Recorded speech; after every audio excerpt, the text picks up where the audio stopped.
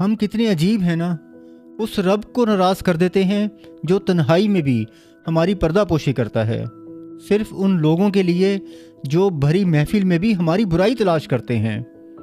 آپ تھک گئے ہیں نا سب کو خوش کرتے کرتے، سب کے لیے نرم بنتے بنتے، مگر بدلے میں کیا ملا؟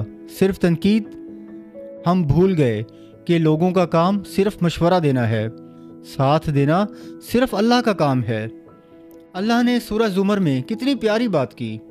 کیا اللہ اپنے بندوں کے لیے کافی نہیں ہے؟ جب وہ کافی ہے تو ہم کیوں در در کی ٹھوکریں کھا رہے ہیں؟ میرے نبی صلی اللہ علیہ وسلم نے فرمایا تھا، جو لوگوں کی ناراضگی کی پرواہ کیے بغیر اللہ کو راضی کرتا ہے، اللہ اسے لوگوں کی تکلیف سے محفوظ کر دیتا ہے۔ یعنی سکون لوگوں کی یس میں نہیں، اللہ کے کن میں ہے۔ لوگوں کی ریٹنگ روز بدلتی ہے، آج سر پہ بٹھائیں گے، کل مٹی میں ملا دیں گے، مگر میرا رب ایک آنسو پر پچھلی تمام غلطیاں مٹا دیتا ہے۔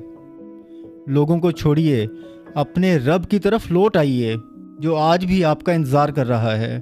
اگر آج آپ کا دل ہلکا محسوس کر رہا ہے تو کمنٹ میں یا اللہ لکھیں، شاید یہ ایک لفظ کسی اور ٹوٹے ہوئے دل کی شفا بن جائے۔